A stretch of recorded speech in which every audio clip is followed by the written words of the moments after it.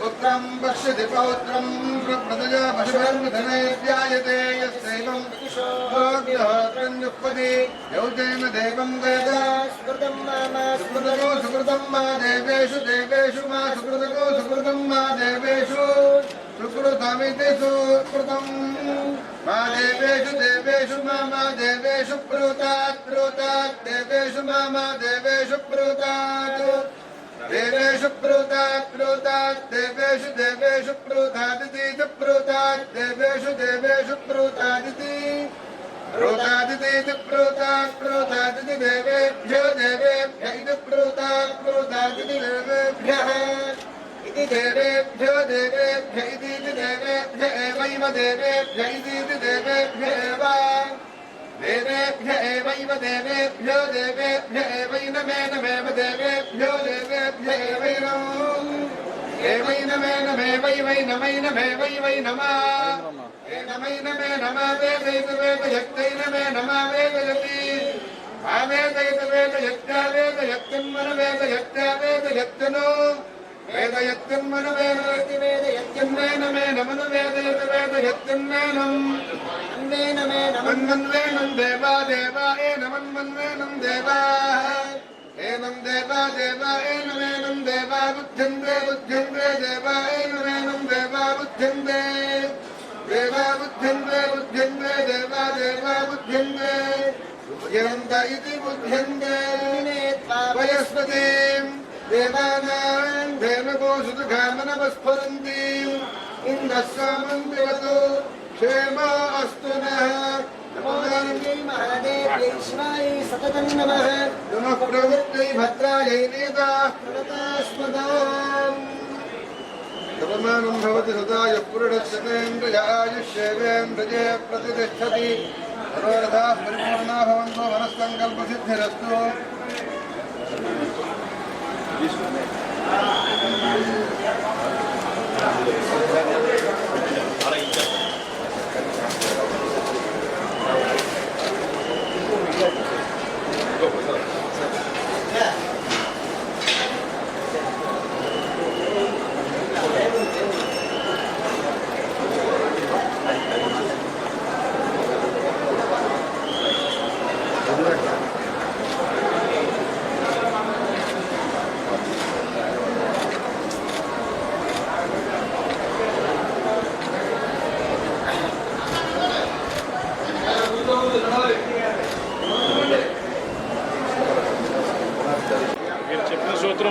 వస్తున్నాను సార్ నేను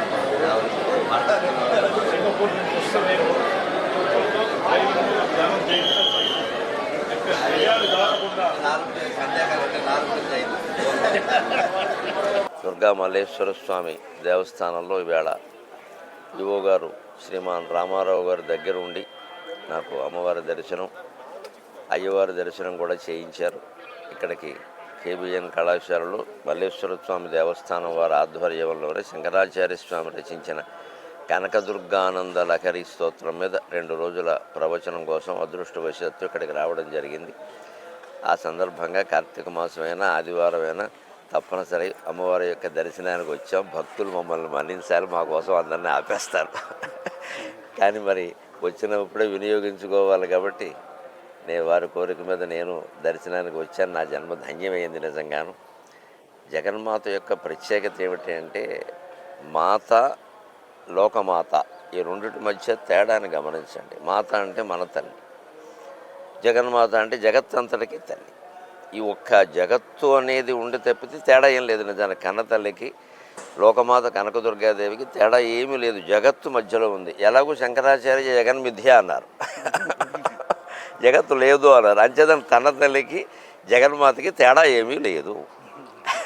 అంచేత మన ఇంట్లో ఉన్న తల్లిదండ్రులను గౌరవించి వాళ్ళని వృద్ధాశ్రమాల పాలు చేయకుండా ఇంట్లోనే ఉండి కొడుకు కోడలు చూసుకోగలిగితే ఇక్కడి నుంచే దుర్గాదేవి వారందరినీ ఆశీర్వదిస్తుంది. నేను సమాజ హితం కోరేవాడిని ముఖ్యంగాను. అందుకని దయచేసి పిల్లల్ని తల్లిదండ్రులని దూరం చేయకండి. సమస్త ఆధ్యాత్మిక వ్యవస్థ యొక్క మూలం మన కుటుంబ వ్యవస్థ. కుటుంబంలో ఇవాళ పెద్దవాళ్ళు కనపట్లేదు, పిల్లలు కనపట్లేదు. మీ పిల్లలు ఎక్కడున్నారంటే అమెరికా అంటున్నారు, పెద్దవాళ్ళు ఎక్కడున్నారంటే ఏమో అంటున్నారు. ఇక ఈ ఇద్దరు ఇంట్లో ఉండి చేసే పని ఏమిటి? పార్వతీ పరమేశ్వరులు చూడండి, ఎప్పుడు వాళ్ళు విడిచిపెట్టకపోవడం కాదు, వాళ్ళ దేవస్థానంలో కుమారస్వామి విఘ్నేశ్వరుడు అక్కడే ఉంటారు, ఎక్కడికి కదలరు. వాళ్ళని హాస్టల్లో చేర్పించలేదు, వాళ్ళు ఇంగ్లీష్ మీడియంలో అసలే చేర్పించలేదు. అందుకనే వాళ్ళు బాగా పెంచారు. మనకి లలితా సహస్రంలో ఉంటుంది అమ్మవారి పిల్లల్ని ఎలా పెంచిందంటే కుమార గణనాథాంబ తుష్టి పుష్టిర్మతిర్ధృతి శాంతి స్వస్తిమతి కాంతిర్నందిని విఘ్ననాశిని అని ఉంటుంది. పిల్లల్ని ఎలా పెంచాలంటే తుష్టికి పుష్టికి మతికి ధృతికి ముందు వాడు సంతోషించేటువంటి ఆహారం పెట్టాలి, అది పుష్టి పోషక విలువలు కూడా ఉండాలి. మతికి మేధాశక్తి పెరిగేలా చేయాలి. ఇవాళ అన్ని రకాల ఉన్నాయి, ధృతి లేదండి. చాలామంది విద్యార్థులకి ధృతి లేదు, ధైర్యం లేదు. ఆ ధైర్యం వచ్చేలా పిల్లల్ని పెంచాలి. లలితా సహస్రంలో స్పష్టంగా చెప్పారు. అమ్మాయిల పెంపకంలో ఇంకాస్త జాగ్రత్త తీసుకోవాల్సిన శాంతి స్వస్తి మతి కాంతిర్ నందిని. నందిని అంటే అమ్మాయి, నందనుడు అంటే కుమార్తె, నందిని అంటే అమ్మాయి. అమ్మాయిని అత్తారింటికి పంపినా, ఉద్యోగానికి పంపినా, చదువుకు పంపినా శాంతికి ముందు వాతావరణం అక్కడ కాపురంలో శాంతిగా ఉండాలి. ఇవి వెళ్ళి గొడవలు పెట్టకూడదు. స్వస్తిమతి అందరికీ ఉభయ వంశాలకి శుభప్రదంగా ఉండాలి. కాంతికి అంతేకాదు తేజోవంతంగా శోభాయమానంగా అమ్మవారు వెలిగినట్టే అమ్మాయిలందరూ వెలగాలి హాయిగాను. అలాగా పిల్లల పెంపకం గురించి కూడా లలితా సహస్రంలో చెబుతారు. మన పిల్లల్ని మనం సక్రమంగా పెంచితే, మన పెద్దల్ని మనం గౌరవంగా చూసుకుంటే అమ్మవారి యొక్క కరుణ అందరికీ లభిస్తుంది. నేను చెప్పదలుచుకున్నది అది.